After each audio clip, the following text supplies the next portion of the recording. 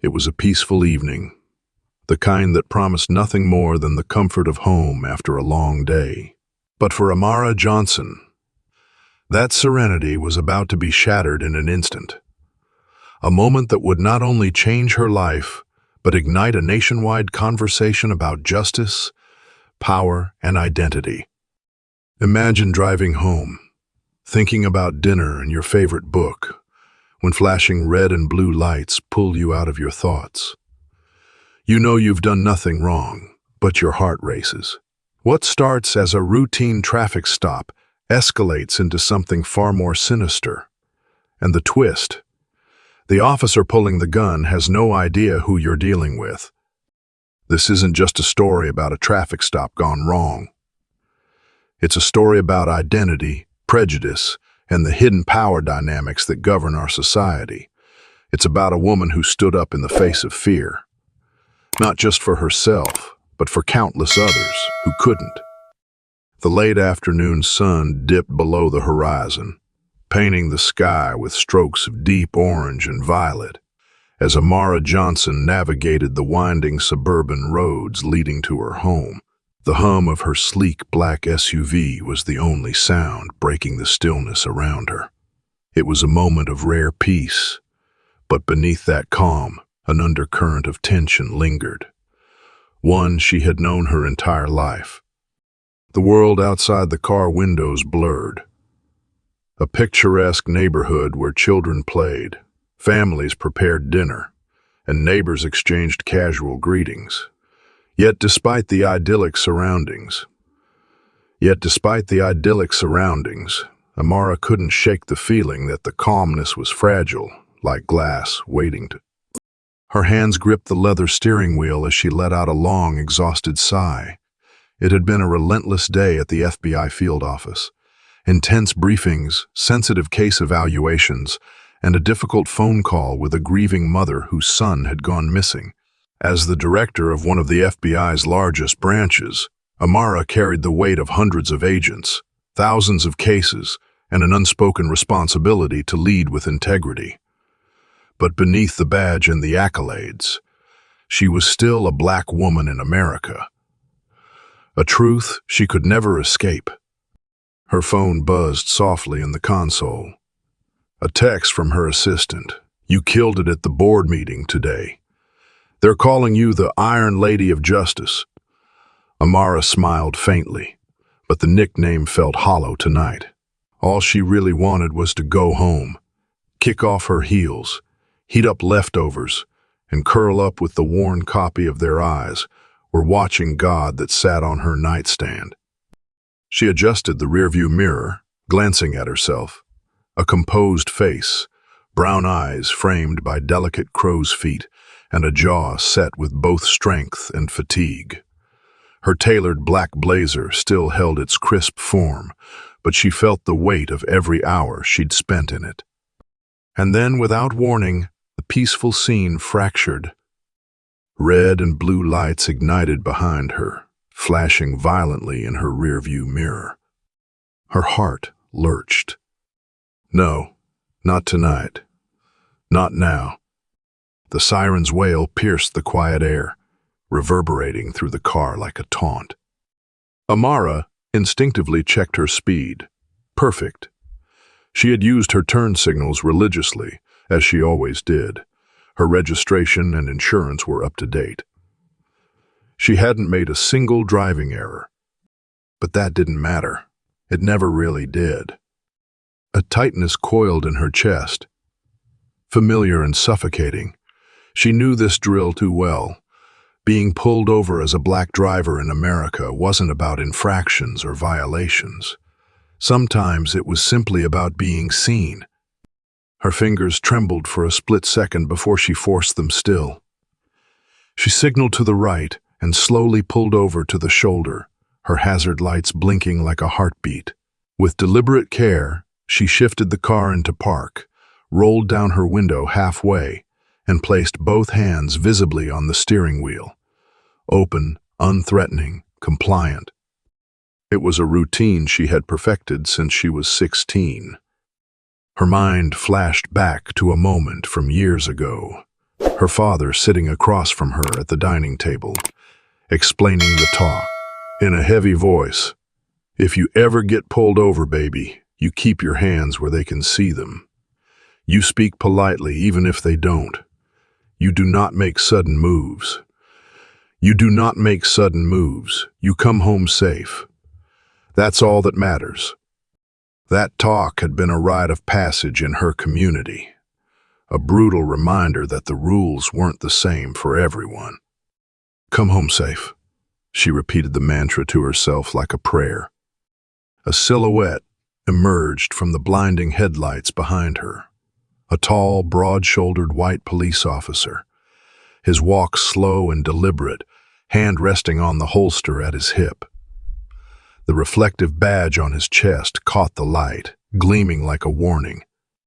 She watched him approach in the side mirror, every step measured, heavy, almost predatory. "Stay calm." But beneath her calm exterior, her pulse raced. The officer stopped at her window, towering over her. His face was partially hidden by the shadow of his hat, but his posture spoke volumes. Rigid, authoritative, aggressive. He rapped on the window twice, hard. Amara rolled it down, just enough to hear him clearly, but not enough to expose herself fully. She met his gaze directly, her voice steady. "Good evening, officer. Is there a problem?" The man didn't bother with pleasantries. His jaw was clenched, his lips a thin, tight line. His eyes, narrow, suspicious, flicked over her, taking in her tailored blazer, the subtle gold FBI badge on her lapel, the calm confidence in her posture. But there was no recognition, no acknowledgement. "License and registration," he barked. Amara's brow furrowed slightly.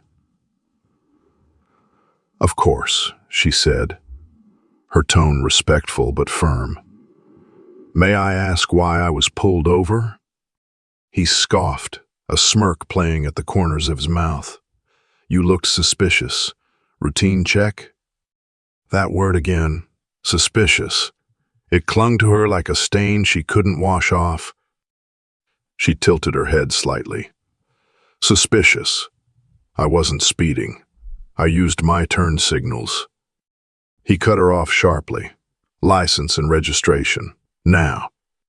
A chill ran down her spine. The tension between them thickened, palpable in the cold evening air.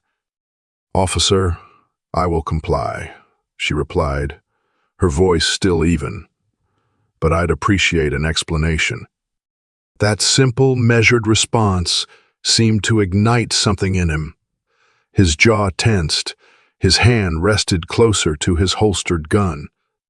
"I don't need to explain myself to you," he snapped. "Now hand over your papers."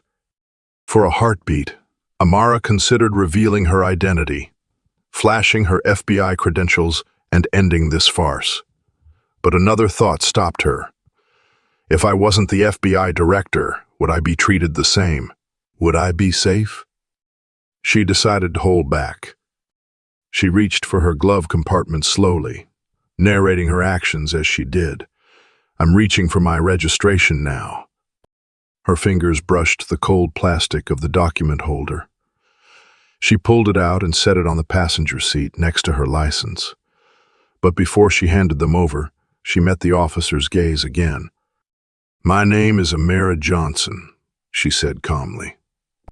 He leaned closer to the window, the brim of his hat casting a shadow over his sharp features. "People like you always have an excuse," he muttered. "People like you." The words were laced with venom, heavy with implications. Her hands tightened around the steering wheel. She felt the pressure building, a slow, suffocating weight that she had carried for years, the pressure of always having to be composed, to be perfect, to survive. But tonight felt different. The air around them crackled with danger, and something deep inside her whispered that this encounter wouldn't end like the others. In the silence that followed, Her mind raced with possibilities, calculations. Every movement, every word, every glance. It all mattered. One wrong step could turn this standoff deadly. The officer's hand hovered near his gun again. "Step out of the vehicle," he ordered, his voice rough. Amara's heart pounded, but her voice remained controlled. "Officer, I don't feel safe exiting my vehicle without understanding why I've been stopped." His expression twisted with frustration and something darker. Rage mixed with wounded pride. He wasn't used to being questioned, especially not by someone like her. "Out, now." Amara's breathing slowed. She realized, in that chilling moment, that this wasn't about law enforcement anymore. This was about control, about power, about the terrifying ease with which a mundane moment could spiral into something fatal. She glanced at her phone mounted on the dashboard. Quietly, she tapped the record button. If anything happened tonight, there had to be proof. And so, the battle lines were drawn. Between authority and integrity, prejudice and resilience, fear and defiance. What neither of them knew was that this encounter was about to explode far beyond this lonely stretch of road. It would soon ignite a firestorm that would shake the very foundations of justice itself. The air inside the SUV grew heavier, thick with anticipation and dread. Every heartbeat echoed in Amara's ears, the thump loud enough that it seemed even the officer outside could hear it. Yet her hands remained steady on the wheel, fingers splayed, a controlled image of calm that betrayed the storm raging within her. The cold steel of authority pressed harder against her as the officer, Daniel Carter, leaned in. His breath fogged the edge of her window, sharp and acrid. His hand hovered dangerously close to his holstered gun, an unspoken threat hanging in the balance between them. Amara's mind raced. She wasn't just any black woman pulled over on a deserted road. She was the director of the FBI, with 2 decades of law enforcement experience under her belt, a reputation for standing against injustice, and a history of breaking barriers in a field dominated by white men. Yet at this moment, none of that shielded her. Her identity, her power, her badge, they all meant nothing to the man staring down at her with narrowed, suspicious eyes. It was a terrifying, humbling realization. In this moment, she was vulnerable. More than that, she was in danger. "Ma'am," I said, "step out of the vehicle." Daniel Carter's voice grew louder, angrier, the authority in his tone teetering on the edge of desperation. His hand now rested fully on the grip of his sidearm. Amara's instincts, honed through years of fieldwork, told her this was escalating fast. Too fast. She spoke softly but firmly, keeping her hands on the wheel. "Officer, I'm not refusing to comply. I'm asking for a lawful reason for this stop." But her calmness only fanned the flames of his aggression. Some men couldn't handle being challenged, especially by a black woman. She could see it in his eyes, the fragile ego, the misplaced sense of power, the need to dominate. "You think you're above the law." His words dripped with contempt. "You think you can talk circles around me?" Amara inhaled deeply, fighting the tightness in her chest. "I don't think that, officer. I believe in the law. I'm simply asking you to follow it." Her words were a mirror, reflecting his abuse of authority right back at him. And he hated it. Without warning, Carter slammed his palm against the window, the impact vibrating through the car. "Out, now," he barked, his face red with fury. Amara flinched at the noise but remained seated. Her survival instincts screamed at her to stay calm. Every move she made could be interpreted as a threat. She'd trained hundreds of FBI agents on how to de-escalate situations. But this was personal. This was her life on the line. Her eyes flicked to the dashboard camera, still recording. It offered a fragile sense of protection, but it didn't guarantee her safety. She thought of names: Sandra Bland, Philando Castile, George Floyd. Victims of power, misused, lives extinguished in moments that escalated just like this one. Carter's hand moved to unclip his holster. Amara's pulse thundered in her ears. "Officer," she said, her voice trembling for the first time, "I need you to stop and think about what you're doing. There is no threat here. I am unarmed. I am complying." But her reason didn't pierce the fog of his rage. "Shut up," he snapped, drawing his gun in one smooth, terrifying motion. The black barrel of his service weapon was now pointed directly at her head, gleaming under the flashing lights. Amara frozen. It was surreal. She'd been in dangerous situations before. Raids, standoffs. But this was a traffic stop. Her life shouldn't be at risk here. Her mouth went dry, but she forced herself to speak. "Officer, I'm recording this. I am the director of the FBI. You're making a fatal mistake." The words hung in the air between them. For a split second, she saw confusion flash across his face. Doubt, a crack in the facade of his authority. But then he sneered, "Lying won't save you." Amara's mind reeled. He didn't believe her. Her badge, her position, none of it mattered. All he saw was a black woman who, in his mind, didn't belong behind the wheel of a luxury SUV on this quiet suburban street. Her survival now depended on more than logic. It depended on her ability to navigate the fragile male ego of the man with a gun to her head. "Officer Carter," she said, using the name she had glimpsed on his badge. "I'm going to reach for my phone. Slowly, carefully. I'm calling the sheriff." His grip tightened on the gun. "You move, and I swear." "I'm moving slowly," she interrupted, voice unwavering now. "I need you to understand what you're about to do. If you pull that trigger, you will destroy your life." "And for what? A traffic stop?" Her fingers, trembling slightly, reached for the mounted phone on the dashboard. The screen illuminated the cabin, casting an eerie glow on her face.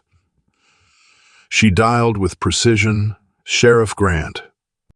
Carter's face twisted in disbelief as he watched her. "Sheriff Grant." Amara's voice was steady, though her heart raced. "This is Amara Johnson. I need immediate assistance. I've been pulled over by one of your officers, Daniel Carter, who has drawn a weapon on me. I fear for my weapon on me. I fear for my life." A pause. Then the sheriff's voice crackled through the speaker. "Amara, where are you? Stay calm. We're on our way." The tension inside the SUV reached a breaking point. Carter's hand still gripped the gun, but his face now showed cracks of fear and uncertainty. She wasn't lying. The sound of distant sirens grew louder, echoing through the quiet street. Amara locked eyes with him, the power dynamics shifting ever so slightly. "It's over," she whispered. "Put the gun down." But the moment stretched on, thick with danger.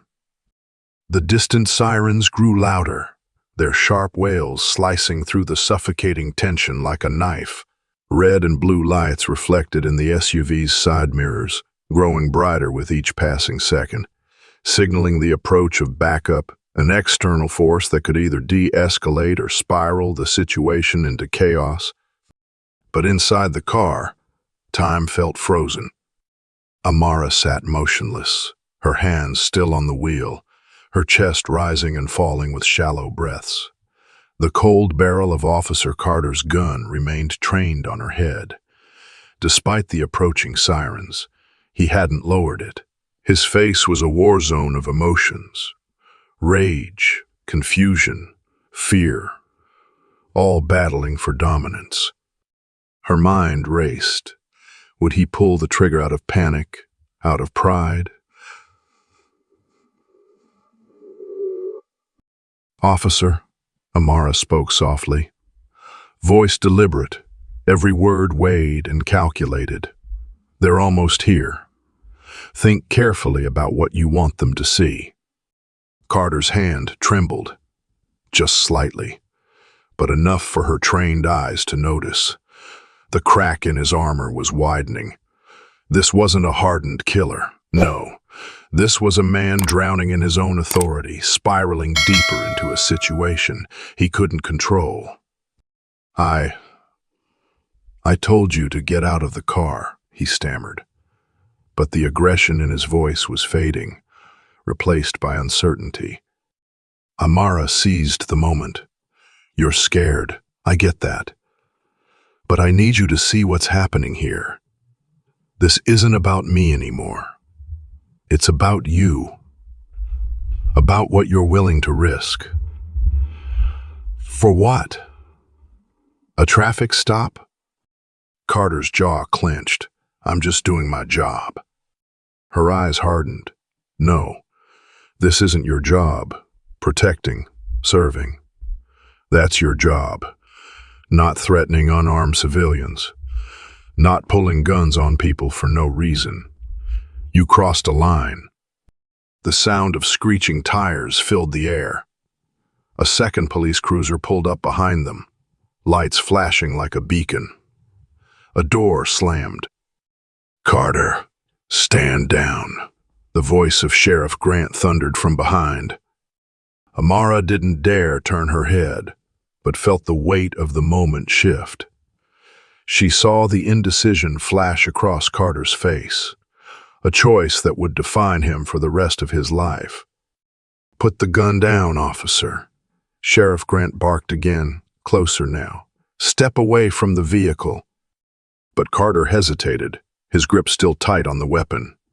His ego, the thing that had gotten him into this mess, was warring with his fear. The cold truth was sinking in. He had lost control. "Don't make this worse," Amara whispered, locking eyes with him, her calmness now a lifeline. "You can still walk away from this with dignity." Seconds passed. Carter's hand twitched.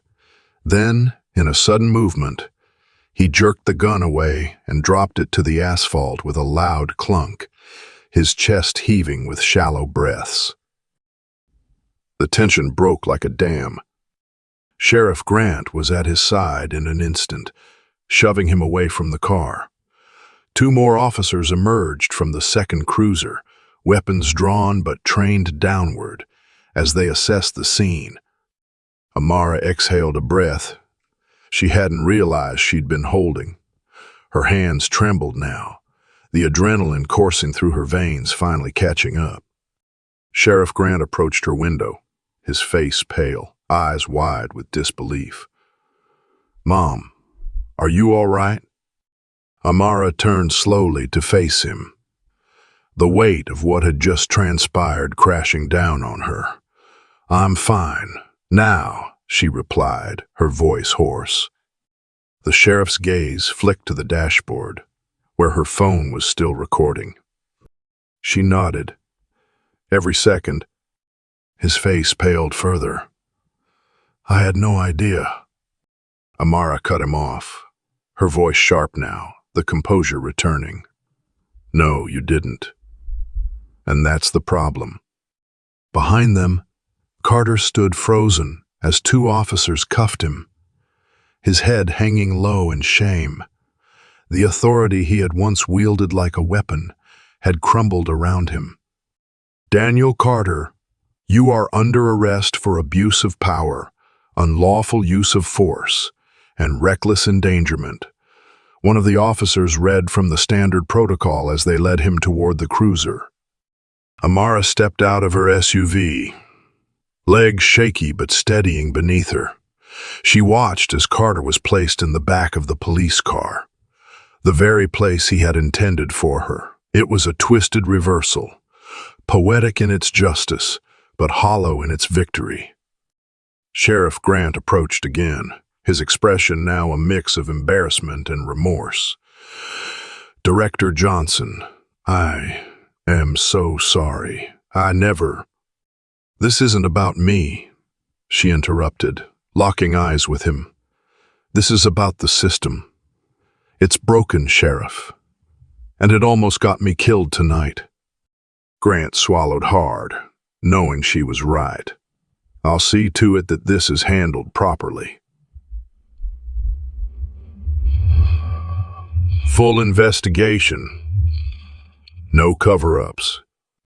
Amara's eyes narrowed. It's not just about handling this. It's about making sure it doesn't happen again. To anyone. Their conversation was cut short by the flashing of cell phone cameras. Bystanders had arrived, recording the aftermath, uploading videos that would soon go viral. The image of Amara Johnson, the black FBI director, standing tall next to her SUV, while the officer who had held her at gunpoint was cuffed and led away. It was a powerful visual, and the world was watching. The next morning, the world woke up to a new headline, one that would ripple through news outlets, social media, and living rooms across the country. FBI director held at gunpoint by local officer. Full incident caught on camera. The footage from Amara's dashboard camera had already gone viral, spreading like wildfire within hours of the incident. It showed every agonizing second. Officer Daniel Carter drawing his weapon, the pointed threats, Amara's calm but firm refusal to comply with unlawful orders, and finally, the arrival of Sheriff Grant, disarming and arresting Carter on the spot.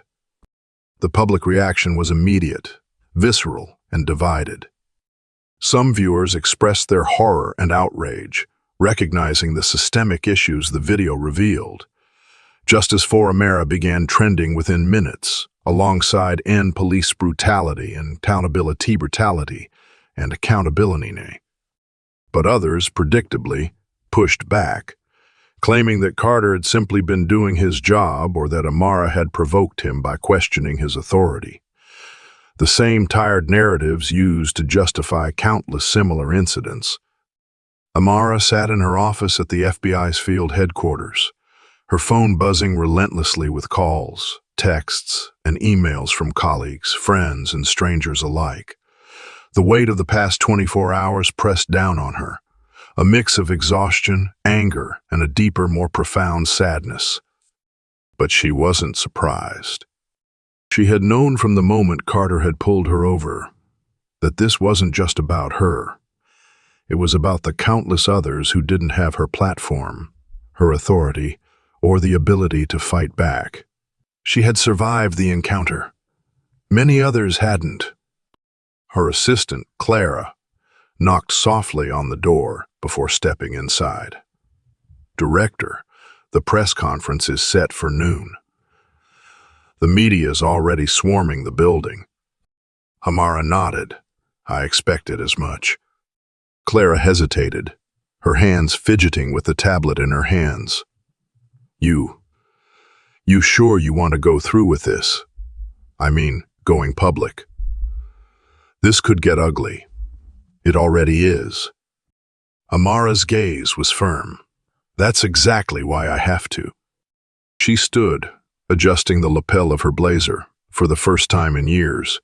The weight of the FBI badge pinned to it felt heavier, not as a symbol of authority, but as a reminder of the responsibility that came with it. The conference room was packed to capacity. Journalists, TV crews, photographers, and even a few activists.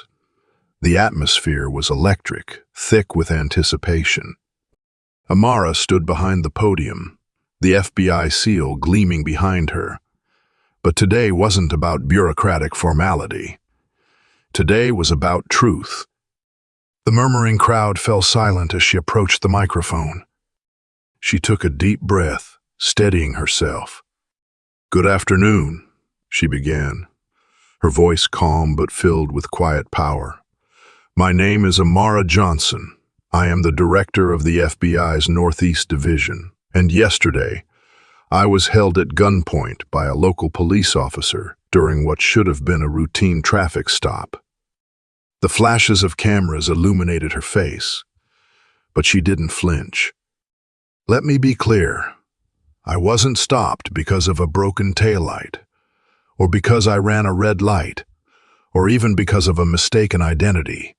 I was stopped because I'm a black woman driving an expensive SUV in a suburban neighborhood." A ripple of murmurs spread through the room, but she pressed on. "I was asked to step out of my vehicle without cause. I was threatened, insulted, and ultimately had a gun pointed at my head, all while doing nothing illegal." Her hands gripped the edges of the podium as she leaned forward slightly. "But this story isn't about me. It's about the system. It's about the thousands, tens of thousands, of black and brown Americans who don't have my title, my badge, or my platform. It's about the people who don't survive encounters like this." The room was now silent, every word sinking in. "I am alive today because I kept calm, because I had the presence of mind to record the encounter, and because help arrived in time. But I shouldn't have had to do any of that just to survive a traffic stop." She paused, letting the gravity of her words hang in the air. "This is a wake-up call, not just for law enforcement, but for every institution that allows this kind of abuse of power to continue unchecked. There are good officers out there, officers who respect the badge, who serve their communities with integrity. But it only takes one officer like Daniel Carter to destroy that trust." A reporter raised his hand hesitantly. "Director Johnson, what would you say to those who argue that Officer Carter was just following protocol?" Her jaw tightened. "Protocol? There is no protocol that permits pulling a gun on an unarmed civilian without cause. There is no protocol that allows for racial profiling or abuse of power. What Carter did wasn't just a violation of procedure. It was a violation of basic human rights." Another reporter chimed in. "Will you be pressing charges?" Amara's eyes were steely. "I already have. Officer Carter has been charged with abuse of power, reckless endangerment, and racial profiling. But that's not enough. I'm calling for a full investigation into the practices of the local police department. This isn't about one bad apple. It's about the system that allowed that apple to rot in the first place." The room erupted into more flashes, more questions, but Amara raised her hand, signaling for silence. "I'll end with this," she said, her voice softening. "This country was built on the promise of freedom and justice for all, but that promise has never been equally applied. It's time we change that. It's time we change that. It's time for real accountability." She stepped away from the podium, the weight of her words lingering long after she was gone. Within hours of the press conference, the footage of Amara's speech was everywhere. Khan, MSNBC, Fox News, even late-night talk shows. Social media exploded with discussions, debates, and arguments. Hashtags like "Justice for Amara" and "Yen Qualified Immunity" trends globally. Protests broke out in major cities. Crowds gathered, holding signs that read, "I could be next," and "Power without accountability is tyranny." But there was also backlash. Conservative pundits on certain networks accused Amara of inflaming racial tensions and disrespecting law enforcement. Some questioned whether she had overstepped her authority by using her platform to call out systemic issues. Amara read the headlines, the tweets, the comments. Some of them cut deep. But she knew this wasn't about her ego. It was about the bigger picture. In the days that followed, she met with lawmakers, activists, and fellow law enforcement leaders, pushing for reforms that had long been stalled in Congress, banning chokeholds, implementing federal oversight of police misconduct, and ending qualified immunity. It wasn't easy. It never was. But the momentum was growing. One evening, after a string of exhausting meetings, Amara sat alone in her apartment, sipping tea, the city lights twinkling outside her window. Her phone buzzed, a text from her father. "Proud of you, baby. I watched every second of your speech. You made them listen." Her eyes welled up. It was her father who had first taught her the rules of survival as a black person in America. And now here she was, trying to change those very rules.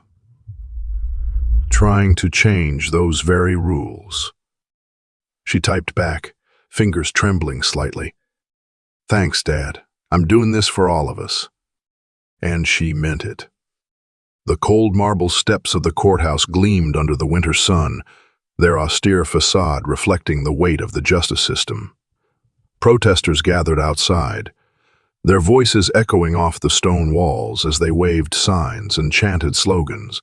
"No justice, no peace, and accountability now," echoed in the air, the energy palpable and electric. Amara Johnson stood in the courthouse lobby, her reflection staring back at her from the glass doors. She had been in courtrooms countless times before, leading cases, providing expert testimony. But today felt different. Today she was not the protector of justice. She was its seeker. She adjusted her tailored black blazer, the same one she had been wearing the night Carter had pulled her over. The fabric felt heavier now, burdened with the memories of that night. Yet her posture remained tall, unwavering.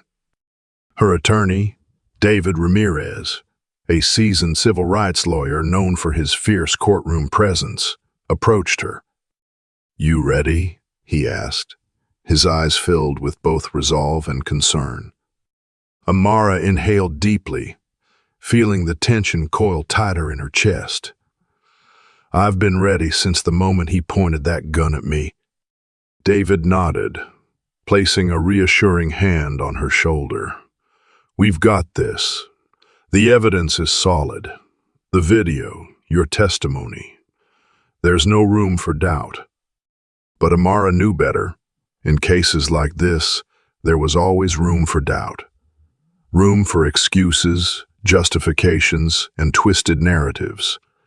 The system had a way of protecting its own. The courtroom buzzed with subdued energy as people filed into the wooden benches. Journalists filled the press section, their notepads ready, cameras set to capture every moment. Activists, community leaders, and everyday citizens had come to witness what many considered a landmark case, a test of whether the justice system would hold one of its own accountable. Amara took her seat at the plaintiff's table, her eyes immediately locking onto Daniel Carter, seated just across the aisle. He looked different now. Gone was the aggressive authority, the rigid posture. He sat slouched in his chair, his face pale, eyes hollow. Dressed in a simple navy suit, he looked less like the man who had once drawn a gun on her, and more like someone drowning in his own regret. But Amara didn't flinch. Regret didn't erase actions. The judge, Honorable Miriam Clark, a stern woman known for her fair but no-nonsense approach, entered the room, her gavel striking the wooden block sharply. "Court is now in session," she announced, her voice echoing through the chamber. The prosecution, led by Assistant District Attorney Karen Ellis, opened the case. "Ladies and gentlemen of the jury," she began, standing tall and confident, This case is not simply about a traffic stop gone wrong. It's about power, how it's wielded, how it's abused, and what happens when those sworn to protect us forget the very oaths they took. She gestured toward Amara. Director Johnson followed the law. She complied. Yet she was threatened, insulted, and nearly killed, all because of the color of her skin and the vehicle she was driving. She let her words sink in before continuing. We will present undeniable evidence. The video footage, audio recordings, and eyewitness testimonies. That will prove beyond a shadow of a doubt that Officer Daniel Carter abused his authority, violated protocol, and endangered the life of an innocent woman. She paused, locking eyes with the jury. This isn't just about Director Johnson. It's about ensuring that no one else has to endure what she did. As she sat down, the defense attorney, Mark Stevens, rose to his feet. His suit was immaculate, his demeanor calm, but Amara could see the subtle arrogance in his posture, the kind that suggested he'd been here before, defending the indefensible. Members of the jury, he began smoothly. What happened that night was tragic, no doubt. But we must remember that police officers are often placed in high-stress situations where decisions must be made in split seconds. Officer Carter did what he believed was necessary at the time. Was it perfect? No. But was it criminal? Absolutely not. He gestured toward Carter, who sat stone-faced. My client did not wake up that morning intending to harm anyone. He was doing his job, ensuring public safety. Amara felt her jaw tighten. Ensuring public safety. The same excuse used in so many cases like hers. It was a shield, a veil behind which countless abuses had been hidden. Hours passed as the courtroom heard testimonies from forensic experts, police training officers, and witnesses. The prosecution played the dashboard footage. Every agonizing second, the room fell silent as Carter's voice echoed through the speakers. Step out of the car. Now. I'm not getting out without a reason. Don't make me use force. The moment when Carter drew his gun played on the screen. Gasps filled the courtroom. Then, it was Amara's turn to testify. She walked to the witness stand, her heels clicking sharply against the marble floor. After being sworn in, Ada Ellis approached. Director Johnson, Ellis began, her tone respectful. Can you describe what was going through your mind when Officer Carter pulled you over that night? Amara took a deep breath. At first, I thought it was a routine stop. I wasn't speeding. I hadn't broken any laws. But when he refused to give me a reason and grew aggressive, I realized this wasn't about traffic violations. It was about control. Ellis nodded. And when he drew his weapon on you? Amara's voice wavered slightly, but she steadied herself. I thought I was going to die. I've trained hundreds of agents on how to handle high-pressure situations, but nothing prepares you for the moment when a gun is pointed at your head, especially when you know that your skin color might be the reason you don't walk away. The room fell silent. Ellis continued. Why didn't you reveal your identity sooner? Surely, as the FBI director, that could have de-escalated things. Amara's eyes hardened. Because I shouldn't have had to. I wanted to see how far it would go, to understand what it felt like for those without a badge, without a title, without a paddle, without protection. And what I learned was terrifying. Defense attorney Mark Stevens approached, his smile polite but thin. Director Johnson, he began, you're an expert in law enforcement tactics, correct? I am. So, You understand that officers are trained to be on high alert during stops, especially at night?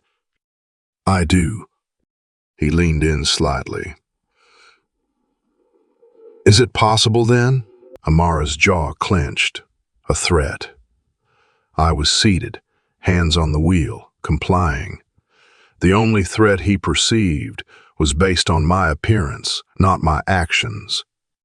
Stevens didn't back down, but you refused to exit the vehicle when asked. Could that not have escalated the situation? I refused to exit without a lawful reason, Amara shot back. That's my right, as it is for every citizen. The tension in the courtroom thickened. Days passed as the jury deliberated. The nation held its breath, glued to news coverage of the trial. Protests outside the courthouse swelled, chants filling the air. Accountability now, and justice for Amara. Finally, the jury returned. The judge called the court to order as the foreperson stood. In the case of the state V's, Daniel Carter, on the charge of abuse of power, we find the defendant. Murmurs filled the room. On the charge of reckless endangerment, we find the defendant. A hush. And on the charge of racial profiling, we find the defendant. Guilty. The courtroom erupted. Some in applause, others in tears. Amara sat still, feeling the weight lift slightly from her shoulders, though the scars of that night would never fully heal. Carter sat at the defense table, his face pale and drawn. His eyes flicked to Amara, no longer with rage, but with regret. The judge banged her gavel. Officer Carter is hereby sentenced to 4 years in prison, along with mandatory racial bias training and community service upon release. Amara left the courtroom to the sound of applause and chants from the crowd outside. She stood on the courthouse steps, microphones thrust toward her, but she raised her hand for silence. This verdict is not just a win for me, she said, her voice strong, but for every person who has faced systemic injustice. Today, the system worked, but it shouldn't take a viral video, a high-profile trial, and public outrage for justice to be served. She paused, scanning the crowd. We have a long way to go, but today, the crowd erupted in cheers, the sound reverberating through the city, a moment of hope, hard fought, and deeply earned. In the days following the verdict, cities across the country saw peaceful protests turn into calls for systemic reform. Streets filled with voices chanting, "Power must be accountable," and justice for all, not just for some. Handmade signs bore Amara's image alongside the now famous quote from her courthouse speech. We cannot rely on viral videos to deliver justice. The system must change. Media outlets scrambled to cover the aftermath. Debates erupted on talk shows and news panels, some celebrating the verdict as a landmark victory for civil rights, others arguing over law enforcement's role and the pressure officers faced. But beneath all the noise, something undeniable had shifted. People were talking. Conversations that had long been pushed into the shadows were now center stage. Social media platforms exploded with campaigns demanding police reform. Hashtags like #NQualified, immunity, justice for all, and Tayamar effect trended worldwide. Victims of police misconduct began sharing their own stories, many of which had been buried for years due to fear of retaliation or lack of evidence. The Amara effect became a term used to describe the phenomenon, where high-profile injustices lead to tangible social change. Amara returned to her role as the FBI director, but everything felt different. The badge she wore now carried a deeper responsibility. She wasn't just overseeing investigations or managing field offices. She was now a figurehead for change. She began organizing town halls, inviting police chiefs, community leaders, activists, and citizens to engage in honest conversations. The first town hall was held in her own city, in a massive auditorium filled to capacity. Taking the stage, she faced an audience of thousands, both in person and via live streams.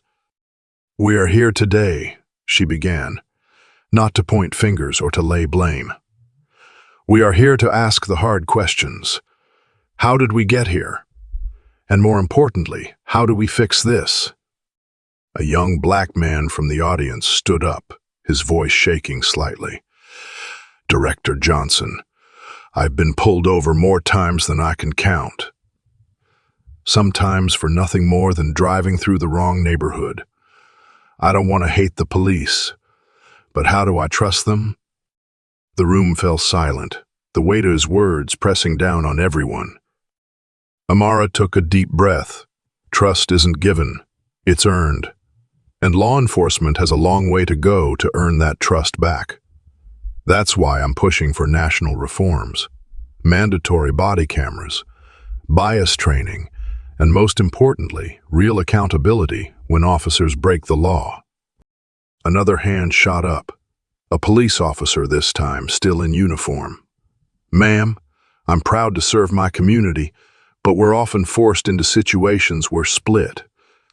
Second decisions can mean life or death. How do we balance public safety with the reforms you're talking about?" Amara nodded, acknowledging the complexity.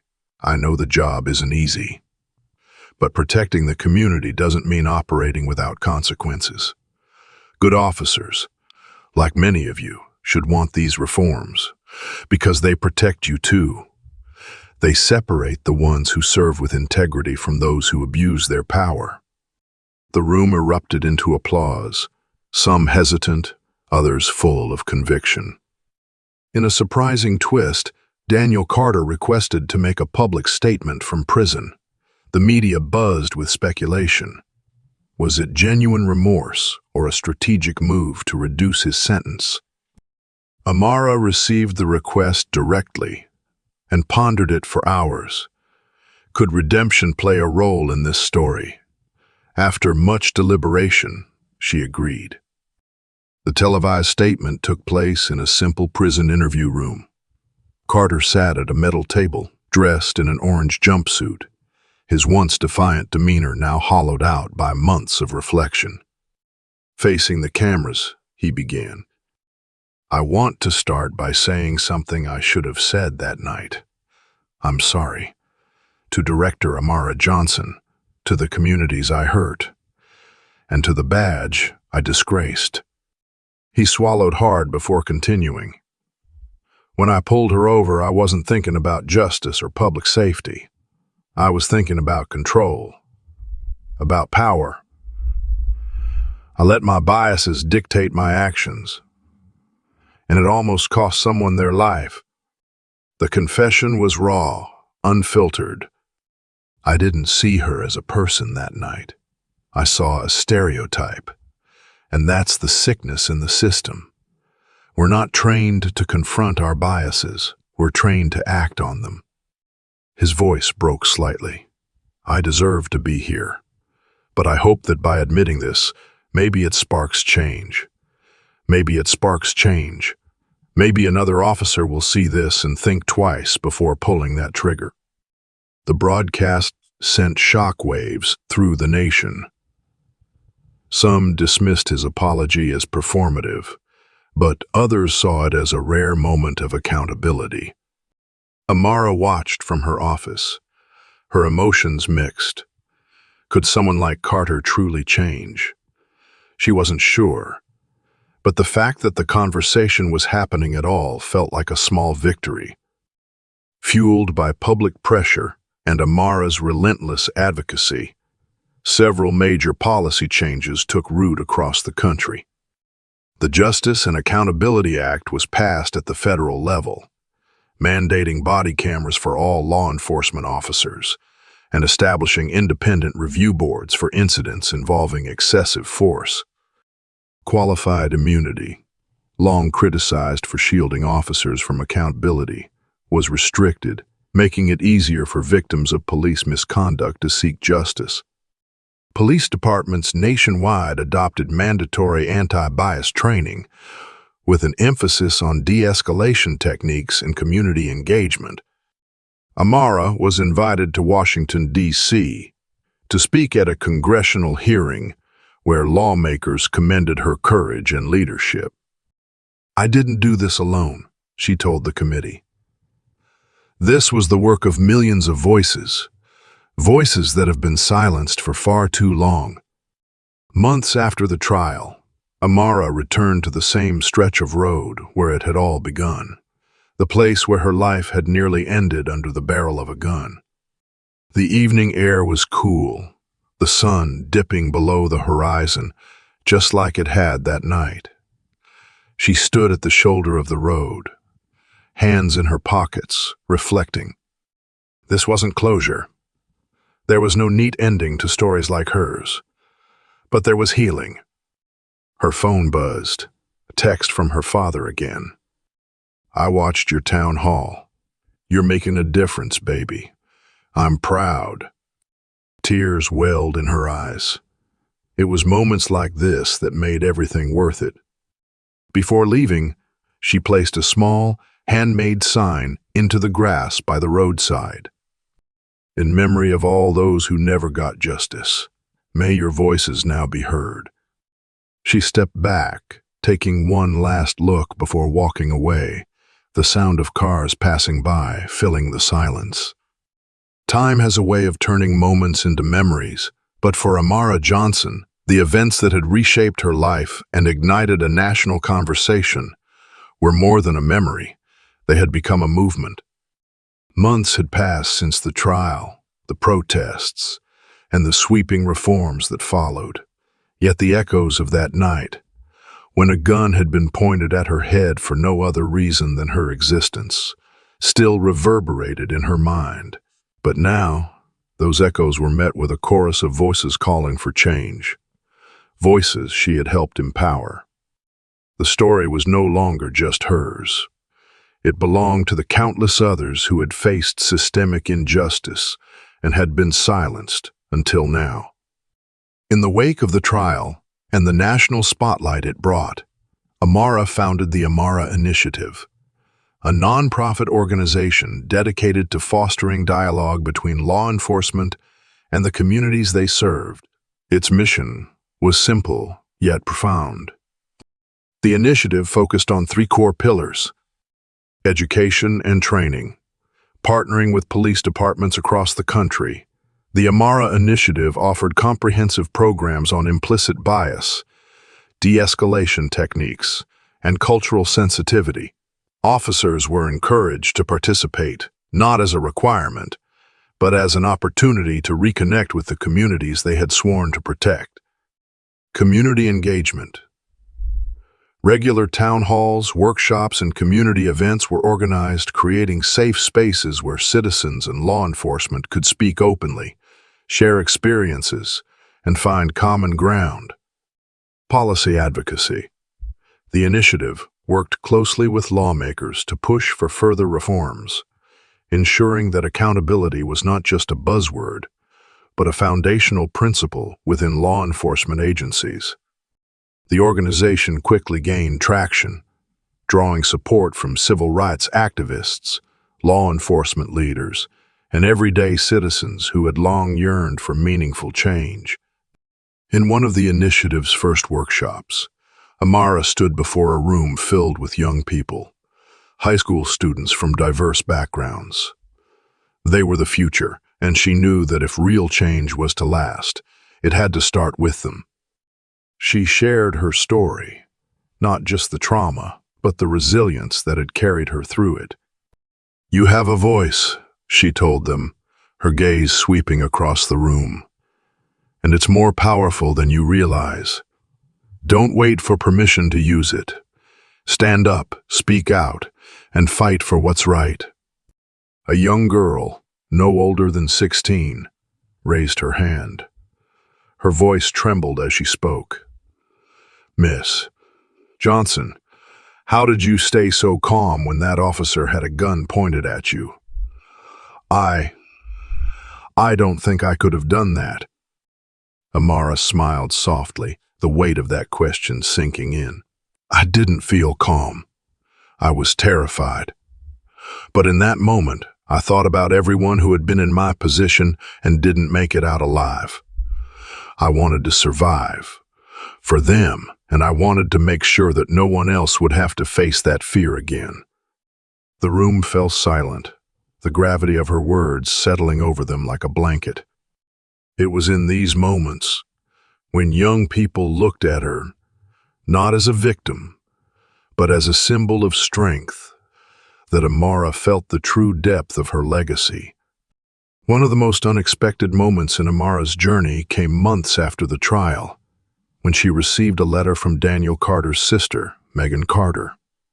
"Dear Director Johnson, I know I have no right to ask for your time, but I need to say this. My brother made terrible choices that could have ended your life. I can't begin to imagine the fear and pain he caused you, but I want you to know that not everyone in our family shares his views. I've spent the last few months volunteering at the Amara Initiative, trying to understand the damage that bias and hate can do. I hope, in some small way, this brings you a fraction of the healing you deserve. Sincerely, Megan Carter." The letter stirred something deep within Amara, a reminder that change, while slow and painful, could ripple through even the most unexpected places. She later invited Megan to one of the Amara Initiative's town halls. It was there, on stage before a crowd, that Megan shared her story. "My brother's actions nearly took an innocent life," Megan said, her voice breaking.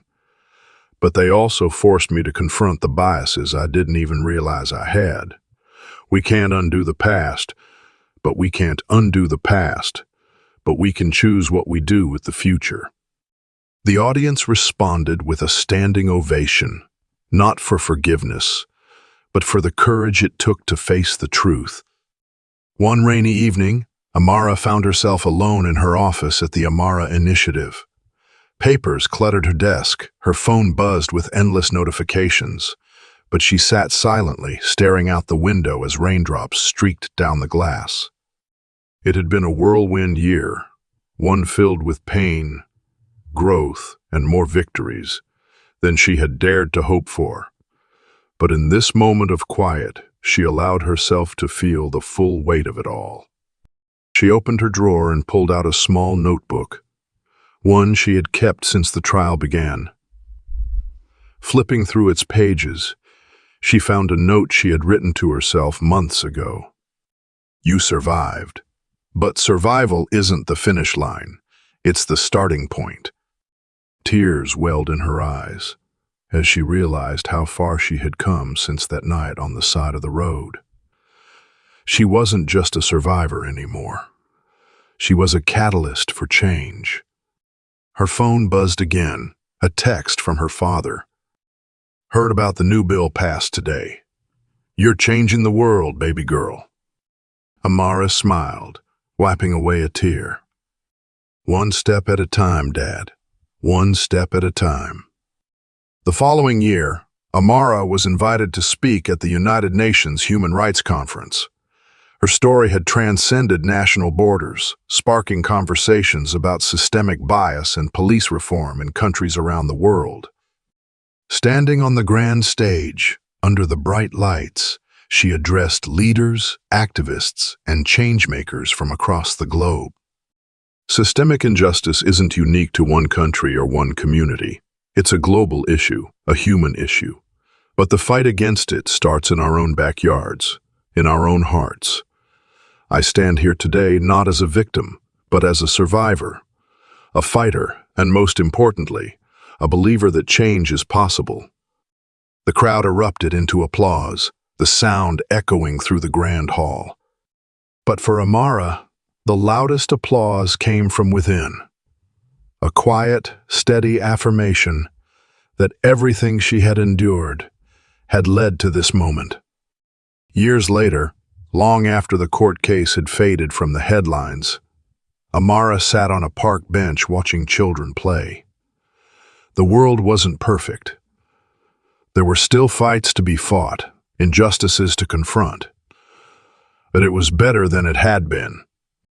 She watched as a young black boy played catch with a white police officer, laughing, smiling, no fear or tension between them. It was a small moment, almost insignificant. But to Amara, it was everything. A mother sitting nearby noticed her watching. She smiled. Amara nodded. "It gives me hope." The mother extended her hand. "I'm sorry. I don't mean to intrude. You look familiar. Are you Amara Johnson?" She smiled softly. The woman's eyes widened. "You changed so much. Thank you." Amara's heart swelled. That was the legacy she had hoped for, not fame or accolades, but a world where moments of connection, free from fear and bias, could exist. She stood, taking one last look at the children playing before walking away, the sun setting behind her. The fight was never truly over, but the future was brighter than it had been, and that was enough. In the years that followed, the Amara Initiative continued to grow, expanding into a global organization advocating for justice, equality, and systemic reform. Amara eventually stepped down from her role as director, passing the torch to a new generation of leaders, young activists and changemakers inspired by her story. Her final speech as director echoed the message that had guided her from the start. Power is a responsibility, not a privilege. And the only way to honor it is to use it for good. We all have that power, every single one of us, so use it. Speak out, fight back, and never, ever be silent in the face of injustice. And with that, Amara Johnson walked off the stage, not into retirement, but into a new chapter, one where she would continue to fight, to lead, and to inspire. Because legacies aren't built in courtrooms or headlines. They're built in the hearts of those who refuse to be silenced. And Amara's voice would echo for generations to come.